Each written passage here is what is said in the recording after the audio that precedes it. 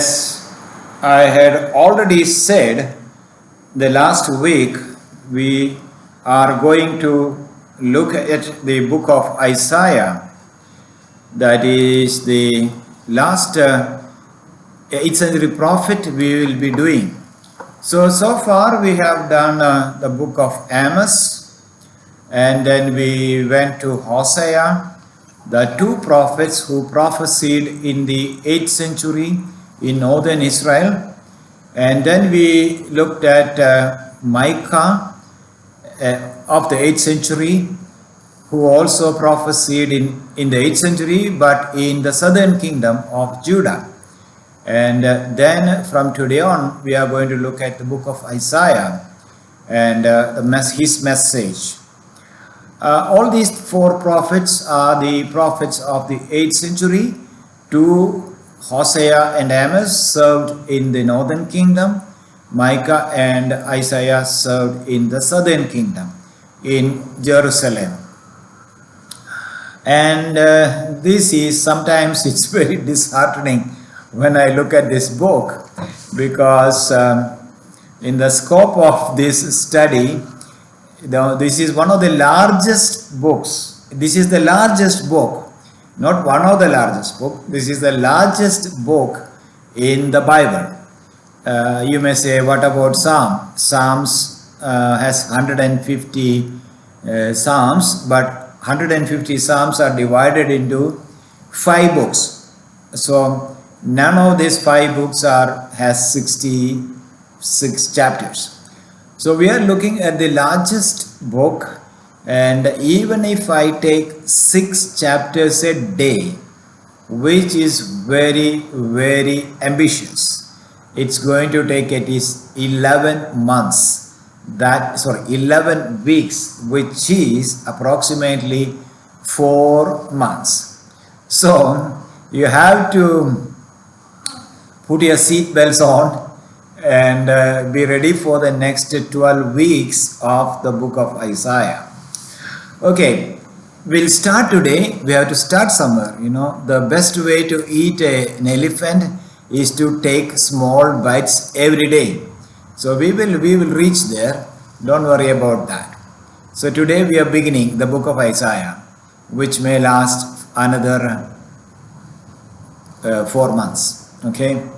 Now we start with the first verse of the first chapter, which reads, which always in any book usually is the title from the editor of the book, or the person who gave the final form to the book, the way it has come to us.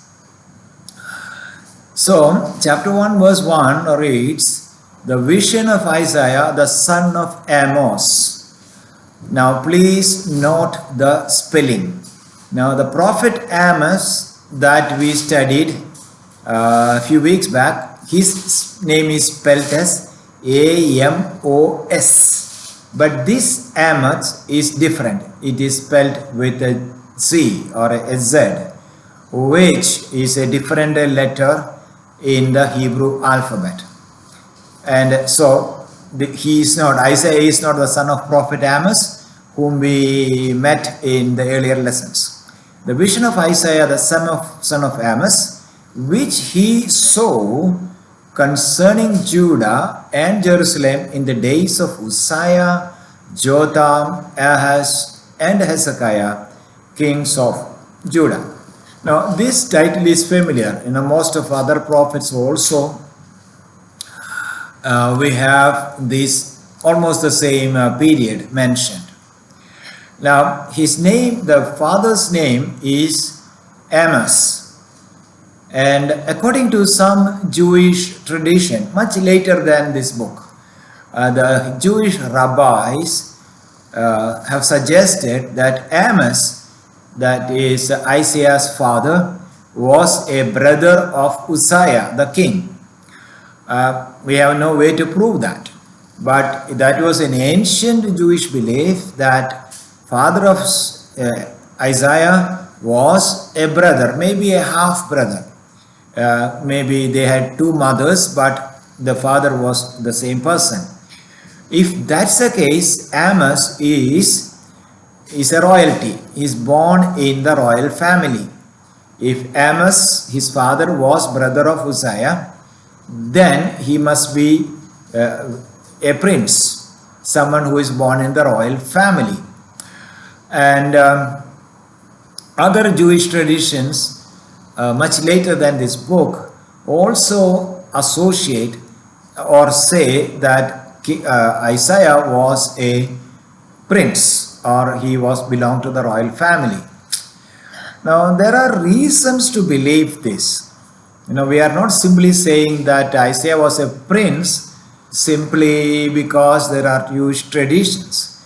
But if you compare, if you study the details, when we proceed with the study, we'll come to that. If we study the prophet's life, we see that this prophet had access to places which other prophets did not have. For example, one day on chapter 7, he was asked to go and meet King Ahaz. And he goes, so this happens within the capital. He goes to check, Ahaz goes to check the water level in the upper pool, which is within the city. And Isaiah could just walk up to him, which means Isaiah had access to the royal premises. And we also know that when King Hezekiah was sick, Isaiah went there 2 times. First to say that he will not be healed. Second, after a few minutes, went back again to Hezekiah's bedchambers to say that he will be healed, and applied some cake of fig, and Hezekiah was healed, and he had made prophecies. And when Hezekiah was in distress, when the Babylonian army had come and was about to invade Jerusalem, King Hezekiah could send a messenger to Isaiah and all that sort of thing. So he lived within Jerusalem, probably in some part of the palace or some apartment which was given to a prophet, a royalty. So we can say that he was, there is higher possibility, very high possibility for Isaiah to be a prince. Moreover, the things that he prophesied has to do with international affairs, political matters. For example, whether to make an alliance with or seek help from Assyria or not. Should they buy horses from Egypt and chariots from Egypt? Should they send delegates to Egypt? And all sort of the political issues that was happening in the corridors of power in Jerusalem, Isaiah was very well aware of it. So that actually buttresses the argument that Isaiah belonged to the royal class and he can be rightly considered to be a prince if he is not an heir to the throne after Uzziah or any other prince or any other kings. So I'm interested writing, I've already written a detailed commentary on the book of Isaiah, which was published. It is ran to about 100,000 words. It's a large commentary which is published for the last, I think, 6 years or 7 years or more than that. But now I'm writing a small book, and which will be hopefully released in the next 3 months or 4 months time. So I titled this small book on the book of Isaiah as When a Prince Met the Emperor. And now I'm not going to tell you more about my book, but just cross your fingers and wait for it. Now, Isaiah's career, what was he doing in Jerusalem? It seems that he was a court historian. From the book of Esther, we know that the kings wrote chronicles, or you can simply say journals, a daily journal that they would write about what has happened in the kingdom, the news and things like that. They would keep in a book, and there should be somebody to collect and write it. So 2 Chronicles chapter 26 verse 22 says, or gives some clues, that Isaiah was employed in the days of Uzziah as a court historian. So let me read that verse to you. 2 Chronicles 26:22. Now the rest of the acts of Uzziah, from first to last, Isaiah the prophet, the son of Amos, wrote. That means, that means there is the likelihood that he was employed by King Uzziah as a chronicler, as someone who recorded the chronicles of his reign. Now we know that most of these things that we are discussing, we will be looking at details later. The book of Isaiah and the book of 2 Kings, where his story, the prophecy and his prophetic activities are recorded, tells us that he was married and his wife is called a prophetess. And this title is not the title for the wife of a prophet, unless she was really a person who prophesied. This is so a wife of a prophet is simply called the prophet's wife. But Isaiah's wife is called a prophetess. Probably she also prophesied. We have no record of any prophecies that she prophesied, but there is every likelihood that she also had a career, like Huldah, who was also a prophetess in Israel. Probably she was also, her name is not mentioned at all. And Isaiah was married to this prophetess who is unnamed, and he had at least 2 children. We'll read about them in chapter 7 and chapter 8. When we come there, we will look at their names. What does that name mean and all that later. So I don't want to empty the suspense right now.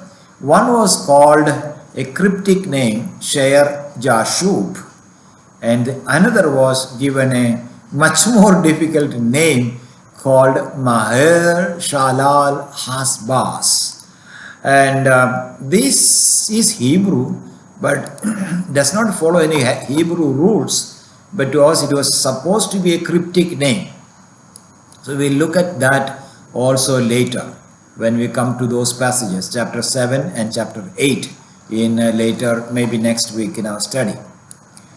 What we can gather from the narrative about his life as given, we don't have a lot of information about him, about this man. How old was he when he started his career as a prophet? How old was he when he died and things like that? We have no clue, but we can make some intelligent assumptions. It says that he begins his career according to chapter 6 in the year that Uzziah died. King Uzziah died. The year King Uzziah died is 740. 739, 740, somewhere in between, so a few months in that overlapping there. So he begins his career. He had that vision which launched him into the prophetic ministry, prophetic service in the year that King Uzziah died. Certainly before King Uzziah died. Before King Uzziah died. You know why? Because the title says he prophesied in the days of Uzziah. At least maybe a few months when Uzziah was alive. Moreover, 2 Chronicles chapter 26, the verse that we read a minute ago, that he was already a court historian, a chronicler, a recorder in the days of Uzziah. So he started, so he was there. It is the vision of God that he had actually began in the year. So year before Uzziah died, but in the year that Uzziah died, that is 740. And in Isaiah chapter 37-38, Isaiah records the death of Sennacherib. Not prophetic proclamation, a historical fact. He records how the Assyrian emperor who tried to capture Jerusalem died. He was in Isaiah chapter 37-38. he was actually stabbed to death by his own sons. And this happened in 681 BC. So from these two information, we can say that Isaiah began his ministry as a prophet in 740 BC, and he was alive at least in 681 or even later, because he was able to record. He knew the death of Sennacherib, which happened in 681. You know Hezekiah was followed by his wicked son called Manasseh. And there are some Jewish documents. See, for example, an apocryphal book called the Martyrdom of Isaiah, which says, the Martyrdom of Isaiah says that Isaiah was sawn into two pieces by wicked Manasseh. Bible, there is no evidence in the Bible, but this is a belief among the Jewish writers. Much later, they believed that Manasseh killed him, or he died as a martyr, as Manasseh ordered that he be split into two using a saw. Now, the biblical writers, New Testament writers, seems to know this story. That is why in the list of the heroes of faith, when we come to the end of chapter 11 in the book of Hebrews, the writer of Hebrews actually puts together, without much elaboration, many martyrs who died in different ways. Among them, he mentions unnamed martyrs who were martyred for their faith. Let me read Hebrews 11:37. They were stoned, they were sawn in two, they were killed with the sword, they went about in skins of sheep and goats, destitute, afflicted, mistreated.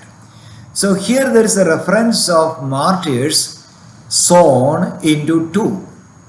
So some scholars believe that this is a reference to the martyrdom of Isaiah in the hands of Manasseh, the wicked king. So what we are trying to say is that he was a prince, or he belonged to the royal class. He probably worked as a court historian, and his father was the brother of Uzziah. And there is a tradition that Amos, his father, was also a prophet. There is some Jewish traditions who says that. So his father was a prophet in that case, he was a prophet, and his wife was a prophetess, and his two children carried prophetic message. And he started his career as a prophet, or he heard the call to become a prophet of God, prophet of Yahweh, in the year that King Uzziah died in 741, and he might have lived beyond 681, pretty old by then, isn't it? He must be pretty old by then. But he was killed, probably, this is also not sure, probably by wicked Manasseh, as the Jewish traditions say. So that's a little bit about the life of prophet Isaiah.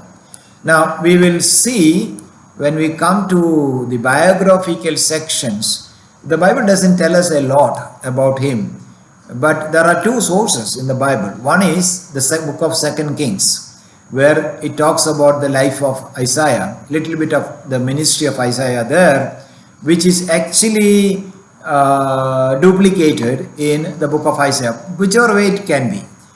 It seems to be from the same source. One of the problems in studying this book, and if you follow modern scholarly commentaries, this is a big, huge problem that we all have. The question about the unity of the book. Simply put, the question is, did all that is in the book, the 66 chapters, come from this man who ministered in Jerusalem, in the capital city, probably in the palace or around the palace. Did this man write all the 66 chapters? And many scholars find it difficult to believe. So, the most popular, I know there are some people who have some formal education, theological education, been to seminary, and it becomes imperative for the teacher to discuss this issue. So I'll just quickly walk you through that. So some people, the classical argument is that the book comes from 3 prophets from 3 different periods. That is, chapter 1 to 39 comes from the prophet Isaiah, who lived in the 8th century in Jerusalem. And chapter 40 to 55 comes from another prophet whose name we don't know, who lived in Babylon. And 56 to 66, the last 11 chapters, come from a prophet who lived in Jerusalem when they returned from Babylon. So they call it 3 different prophets, first Isaiah, second Isaiah, and third Isaiah. This is the classical understanding. And but there are various other proposals. One is that the prophet Isaiah wrote in 8th century, prophesied. His disciples who lived in different centuries, at least 5 different people, they added to it, they continued his prophecy in writing. They continued his prophecy in writing, and ultimately we have this book called Isaiah in 66 chapters. But that is critical scholarship. But why I mentioned it is that you cannot read a commentary, even a study Bible, without coming across this position. But then you ask me, so this question, then what do I believe? I don't see a reason why. Okay, these people are also not united, that I should say that. Some people say 1 to 39 come from Isaiah of Jerusalem in the 8th century, and they say that 40 to 66 all come from, the whole thing come from a prophet who lived later, maybe in Babylon in the 6th century. So 2 centuries after. See, but there is nothing very specific to say why Isaiah of Jerusalem could have written the hymns. See, chapter 40 to 66 are mostly hymns, but no historical narrative. There is no mention of any historical narrative except King Cyrus, the Persian king, in chapter 45. There is nothing historical there. It is all hymns about God's deliverance and hope and things like that. So there is nothing, it is not impossible for Isaiah, who lived in the 8th century, to write in prophetically for a later period. Now, I find the position of someone called Chalmers, who wrote a commentary as a scholar, and his position is what I will hold. The book of Isaiah can be taken as a grandfather. This is what he says, and I find it very convincing. A grandfather writing to his granddaughter a letter to be read, opened only on her wedding day. Let me make it clear. So, book of Isaiah, Chalmers would consider as a letter, the chapters 40 to 66. He would say, the grandfather writing to a granddaughter a letter and saying that this should be opened only on your wedding day. Probably the granddaughter is born, or the grandfather expects that the granddaughter will be born. Unmute, sir. But the issue is, but on the wedding day, the granddaughter opens this letter, in which the grandfather has written all that is going to happen to her on the wedding day, and the challenges as a wife and as a mother, then as a granddaughter, and he has written in detail what she will be facing in life. So similarly, Chalmers says that this book is written by the chapters 40 to 66 is written by Isaiah about the exile, and writing to the people in exile and the people who will return from the exile, that this is what God has planned for them. And he would say, so you just imagine the excitement of the granddaughter when he opens the letter and she finds that her grandfather has thought about her life, thought about what will happen to her life, and everything that he has written is fulfilled or being fulfilled the way the grandfather had anticipated. That will be a great excitement. I don't see this impossible. You know why?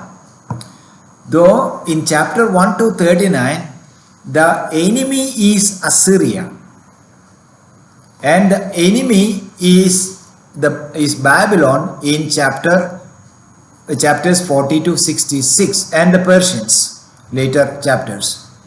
The book of Isaiah chapter 39 closes with prophet Isaiah, the prince, predicting Babylonian captivity. If you read chapter 39.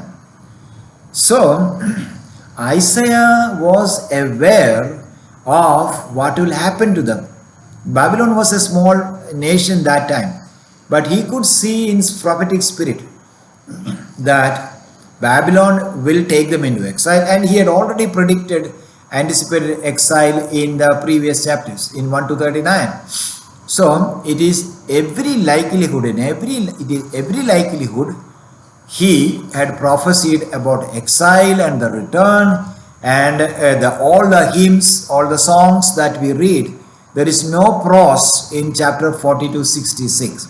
So after prophesying in the days of Hezekiah, and before he died at the hands of Manasseh, this prince, this royal personality might have composed the songs of poems that we find in Isaiah chapter 40 to 66. Yep, some of you may think it's an unnecessary detail, but I am saying this because you will be coming across this in most evangelical books as well. So it is good to have a perspective on it, and I thought I should share what I feel like about this. We have spent quite a half of our time on the introduction part. Now I'm going to try to handle chapters 1 to 5. Now let me give you a reason why I chose chapters 1 to 5. Because chapters 1 to 5 seems to be a flashback. There are no historical references, no historical events are mentioned in chapter 1 to 5. And later in chapter 6 opens with the vision of Isaiah that launched him into a prophetic career, his service. So then what is 1 to 5? Chapters 1 to 5 is a set of what you can say a collection of Isaiah's prophecies from a later period, which is given in chapters 1 to 5 as a flashback, as an introduction.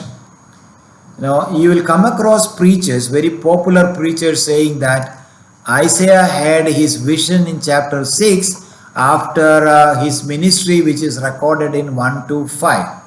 That may not be the reason, because in prophetic books things are not recorded in a chronological order. It is not recorded the order in which it all happened. Okay, so you please remember that. So 1 to 5 is an assortment of prophecies. Different periods, different themes are put together in chapters 1 to 5. So let's look at chapters 1 to 5 and starting with chapter 1. Chapter 1 verse 1 is the title. So we already dealt with that. It talks about the man, his dad, he is identified by his father's name and the period in which he ministered, and most importantly it says this is the vision that he saw concerning Jerusalem and Judah. So what is in the book is a description of the inspired vision from the Lord of hosts, whom he calls. We look at the God that Isaiah talks about in a later time.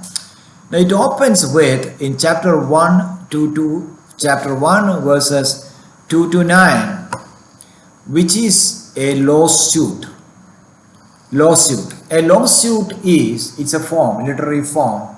A lawsuit is when somebody brings a contention or a dispute before a court and asks the judge and the witnesses to judge, make a ruling. Here, God is bringing a lawsuit against his people, Israel. But who is the judge? God is the judge. But who is the witness? The witness is heaven and earth, because they are eternal witnesses. Heaven and earth will not go away. They have seen all that has happened. They will be there to see what will happen later as well. And I hope, I trust that you have the chance to read through these 5 chapters before coming to this class. And with that hope, if you haven't, you read it again. There are 2 images here in this section. One is the image of rebellious children. Verse 2. It says, "Hear, O heavens." No, he is calling in this law court.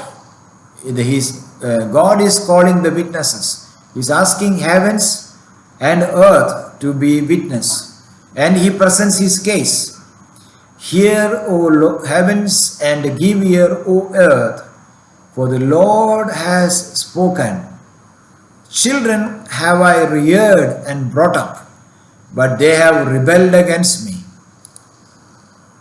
So here is the image. The father complains to heavens and earth, "I have raised children, but these children have rebelled against me." The word rebel is a much serious word. It is not just having an argument with the father. Now that is how most of us would like to understand this word. It is not that.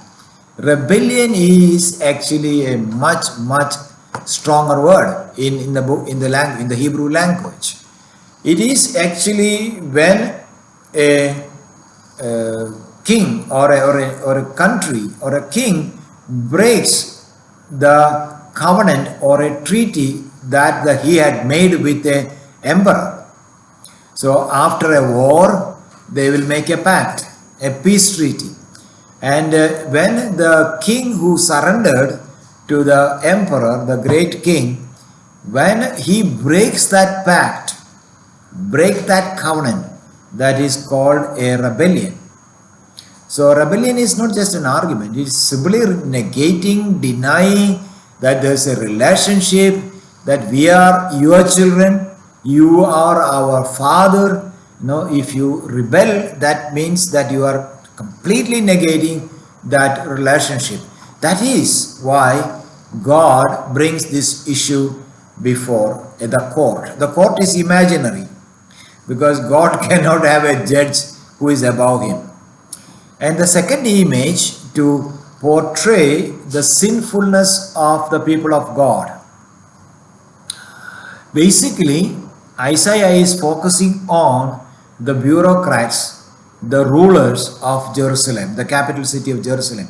His main focus, if you read the entire book, if you study the entire book, you will come to realize that His focus is on the ruler, the ruling class who ruled the Judah from the city of Jerusalem, the capital. The second image is that of senseless animals. Verse 3. His complaint continues. God's complaint continues. He says, I have raised children, but they have rebelled against me. They are ignoring the relationship. They don't consider me as father. They don't obey me as they ought to, as children to father. Now, the argument is strengthened, intensified by bringing another image, that of animals. Now, comparing it with the domestic animals. If God says, the ox knows its owner, the donkey knows its master's crib, but Israel doesn't know, my people do not understand. Let me paraphrase it way. Though the ox knows his owner and the donkey knows its master's crib, Israel doesn't know, my people do not understand. The image is of domestic animals. You let the domestic animal, you take the domestic animal, or you let them free to wander in the pasture lands. And when the sun sets, when the evening draws close, these domestic animals will all return to its own owner's place, to its own crib, their own stable. That means one person's donkey and ox will not go to another person's stable. It knows who is its master, where is its stable, where it is safe, so it goes to its master's. But Israel doesn't know. Israel, the people of God, doesn't know who their owners are. They are still wandering, or they are all going to the stables of other people, other gods by implication. Now, I already said that these chapters 1 to 5, are a flashback. The evidence is found in the next 5 verses. Chapter 2, verses 4 to 9. It talks about, particularly verses 7 to 9, it talks about a situation where Jerusalem was devastated and it was isolated. Let me read chapter 1, 7 to 9.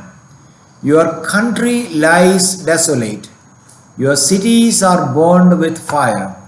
In your very presence, foreigners devour your land. It is desolate, as overthrown by foreigners. And the daughter of Zion is left as a booth in a vineyard. The daughter of Zion is another word for the city of Jerusalem. It's a booth in a vineyard, like a launch in a cucumber field, like a besieged city.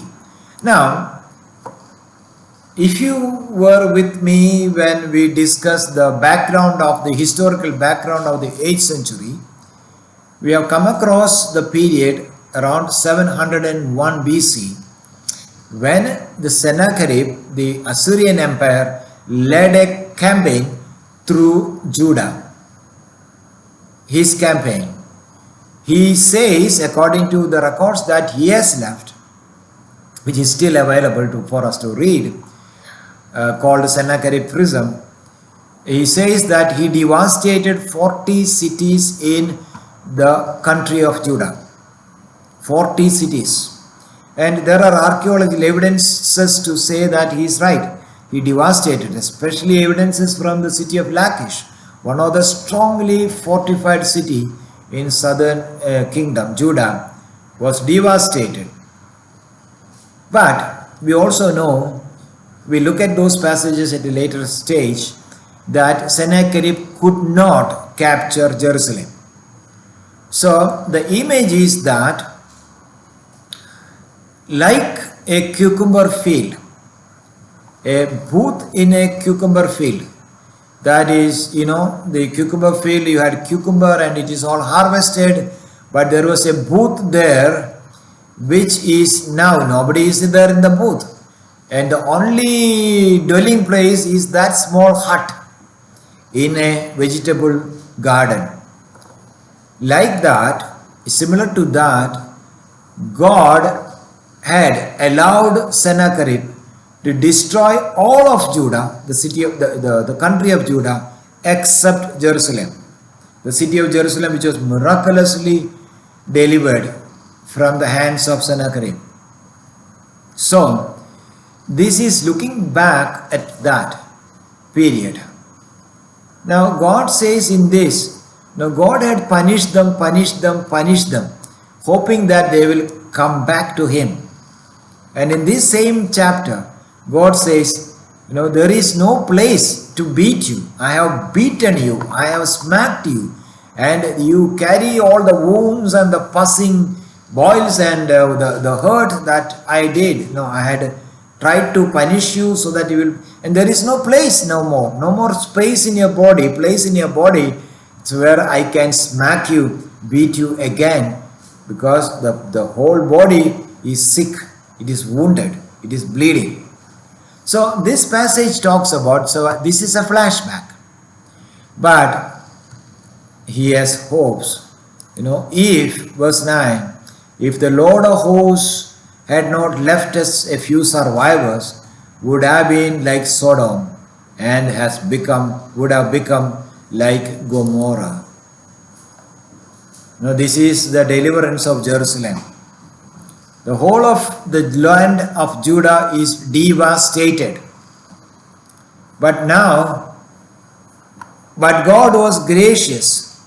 He did not destroy them fully. He left a few survivors. Remnant means survivors in this context. He left few people or the city of Jerusalem. And that is God's great kindness, mercy. Otherwise, they would have been like Sodom and Gomorrah, which was completely destroyed, totally devastated, without a single soul who lived in Sodom. Now we know that Lot and his daughters could escape and his wife could escape. But otherwise, everyone who lived in that place were completely devastated. So look at what Isaiah says, the first part this chapter says is that, look at the mercy of God. Though you are worse than animals, domestic animals, though you are people who are rebellious, who revolted against me, but though I have punished you lot of times, repeatedly by the enemies, you didn't turn back, but still God kept the city of Jerusalem as a survivors, as a merciful act of His mercy. Now we move on to the next 11 verses of the first chapter, where God talks about the pseudo-spirituality. He is bringing charges after charges, like you present a charge sheet, an accusation before the court. And in this section, he is talking about, in verses 10 to 20, about the pseudo-spirituality, hypocrisy, or their apostasy. Why? Now we just read that God did not destroy them completely. But in verse 10 it says, it addresses the leaders of Jerusalem. Actually the prince, prophet, the prince who had turned a prophet, maybe he is the cousin of the King Ahaz and an uncle to King Hezekiah. But in verse 10 he is using very, very strong words. Hear the word of the Lord. He is prophesying to the leaders, the rulers of Sodom. Give ear to teaching of our Lord, you people of Gomorrah. What he is doing is that he is like a rebel against the ruling class, the bureaucracy in the city of Jerusalem, who decides the political future, the political present of the city, who takes diplomatic decisions. He is so powerful to address them as rulers of Sodom. He is not, this is very metaphorical. Okay, please remember that. This is metaphorical. He is not addressing the rulers of real Sodom. He is likening Jerusalem as Sodom and Gomorrah, who are utterly sin. So he is saying you are actually presiding over the sin which is same as or even more serious than that of Gomorrah and Sodom, which God completely destroyed, and you deserve destruction. And the reason is, he says, why God has decided to destroy you. And it echoes the other prophets, the message of other prophets. Verses 15, 16 and 17. Because you spread out your hands, I will hide my face from you. Even though you make many prayers, now when they make prayers, they raise their hands like that. I will not listen, because your hands are full of blood. Wash yourself, make yourselves clean, remove the evil from your deeds for my eyes. Cease to do evil, learn to do good, seek justice, correct oppression, bring justice to the fatherless, plead the widow's case. Now what's happening is there? People are coming to pray. Definitely they have washed their hands.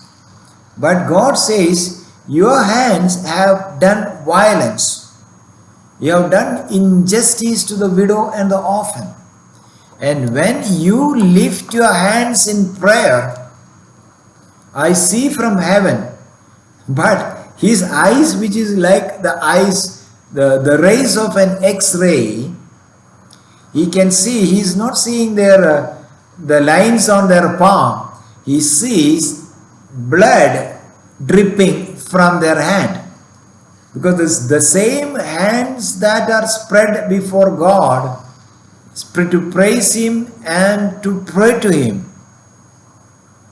God says, I can see the blood in your hands, because you have done injustice to a widow, you have done injustice to an orphan whom you are supposed to protect, you have killed somebody to grab his property, and you are coming and spreading your hand, and I detest it. I won't answer your prayers, but I want justice and goodness. So that's what the allegation that God has against his people. But it doesn't stop there. It continues, goes on and goes on and goes on. And then he brings another set of arguments against them, another set of allegations, because he says, now continues the same theme in chapter 1 verses 21 to 26. He continues the same arguments, where he says the whole city is corrupt. The whole city of Jerusalem in 8th century, he is addressing the ruling class there. He says, you are corrupt, simply corrupt. Verse 121, I should read here and there. How the faithful city has become a whore. She who was full of justice, righteousness lodged in her, but now murderers. The whole population of Jerusalem, it was a place where justice and righteousness dwelt, but now it has become the dwelling place of murderers. That is what the population of Jerusalem are like, the ruling class included. Then he looks at the corruption and he says, now look, your silver has become dross, your best wine mixed with water. Your princes are rebels, they are against God, and the companion of thieves. They help people to steal things. They justify murderers.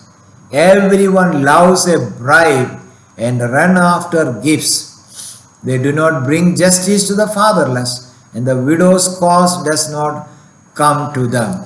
People living in in the contemporary world, we will not be shocked by this. This is daily happening. There are corrupt judges and the violent people, the exploiters have their day. Corruption is become a norm in our society, and we all are part of the system of this corruption. It is like silver being corrupted. The dross, when the silver is purified, you get the dirt, the dross. So this is what's going on. That's what Isaiah complains. But Isaiah concludes that chapter with a hope of the redemption of Judah.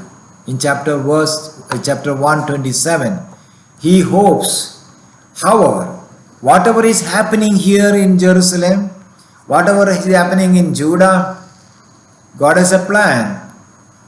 But though there is corruption, injustice, unrighteousness there, these things reign in that place. Zion shall be redeemed by justice, and those in her who repent, see the condition there, by righteousness. He says, before closing that section, he says, there is still hope. Though this is worse than Gomorrah and Sodom, there is still hope for those who repent. They will be redeemed. However, those who do not repent, Isaiah continues in closing of that chapter, but rebels and verse 28 onwards, but rebels and sinners shall be broken together, and those who forsake the Lord shall be consumed. For they shall be ashamed of the oaks that you desired, and you the blush for the gardens that you have chosen. For you shall be like an oak whose leaf withers, and like a garden without water. What Isaiah is talking about, the cults. Is the situation of Isaiah, the 8th century Israel, was very much like what we see in India. The temples, the places of idol worship have gardens around them. They have sacred trees, which people worship. They run around, threads around them, and there are many sacred growth. Sometimes there are sacred groves. In my city there is a place called Jangli Maharaj Temple. That is the literally, it means in English, the god of the jungle, forest. And that small temple, and there is thick forest around it, though most of it is now destroyed. So similarly, in Jerusalem they had this sort of cults, idol worship. So he says, you will be, the punishment, he says, you will be like an oak whose leaves are withered, and you will be like a garden without water. God condemns that practices. But here is the justice of God. God will punish the wicked and the ungodly, but he is going to redeem those who repent and turn to him. So the message is not altogether hopeless. Though God comes with strong words against their idolatry, their cultic life, their corruption, the social evil, their rebellion, their lack of common sense, instinct, animal instinct, they don't have that even. But he still says, though the picture is so gloomy, still those who repent have hope. I have a plan for those who repent. With that note, I should like to close it today, because the next chapter elaborates this theme, this of the hope for Jerusalem, in chapter 2 onwards, for a few verses before he come back to the condemnation of people. So let's close here today, and I hope to continue with the rest of what remains in chapters 1 to 5.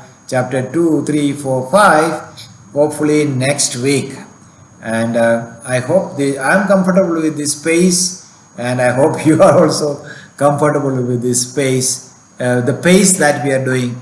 And God bless you, and I should thank you for joining today for the study. Okay.